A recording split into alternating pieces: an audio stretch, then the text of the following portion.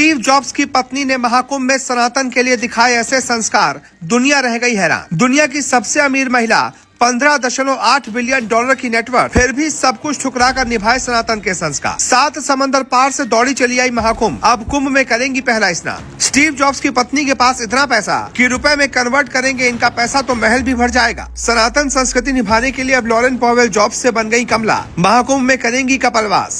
जी, technology की दिग्गज company Apple के सह संस्थापक रहे स्टीव जॉब्स की पत्नी और दुनिया की सबसे धनी महिलाओं में से एक लॉरेन पॉवेल 13 जनवरी से शुरू हो रहे प्रयागराज महाकुंभ 2025 में भाग लेंगी। दुनिया की चकाचौंध में संगम की रेती की महिमा किस तरह फैलने जा रही है, इसकी वानगी महाकुंभ में दिखेगी।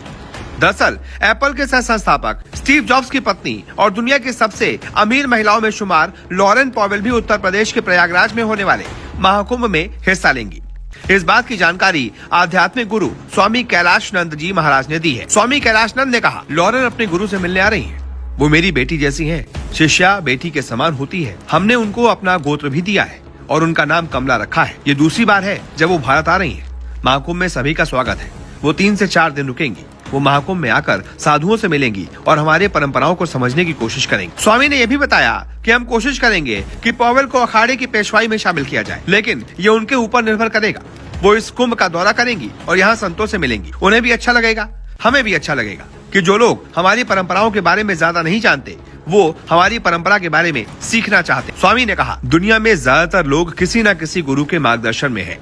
कुंभ में कई लोग आ रहे हैं, कुछ अपने निजी कार्यक्रम के लिए आ रहे हैं। ये एक धार्मिक मेला है। दुनिया भर और भारत से लोग आशीर्वाद लेने के लिए महाकुंभ आते हैं। रिपोर्ट के मुताबिक अरबपति कारोबारी लॉरेन यहाँ 17 दिनों तक रहेंगी और कल्पवास में साधुओं की संगत में सादगीपूर्ण जीवन गुजारेंगे। दिवंगत पति स्टीव की तरह ही लॉरेन भी हिंदू और बौद्ध धर्म से खास जुड़ाव रखती हैं। आपको बता दें, स्टीव जॉब्स भी सनातन परंपरा में विश्वास रखते थे और उनके जीवन से जुड़े कई किस्से हैं जिनमें वो भारतीय संतों से प्रभावित रहे। इन संतों में बाबा नीम करोली महाराज का नाम सबसे प्रमुखता से लिया जाता है। 1974 में स्टीव जॉब्स बाबा नीम करोली के दरबार में आए थे। उन्होंने अपने जीवन का सबसे बड़ा सच जो रहस्य बन चुका था उसे जानने के लिए बाबा नीम करोली के आश्रम पहुंचे थे। इस यात्रा के दौरान वो नीम करोली के बाबा के आश्रम कैची धाम में रुके थे।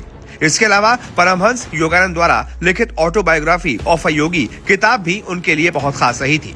स्टीव जॉब्स ने कई मौकों पर इस किताब को जिंदगी में बदलाव लाने का जरिया माना था। रिपोर्ट्स के मुताबिक लॉरेन यहाँ 13 जनवरी को आ जाएंगी।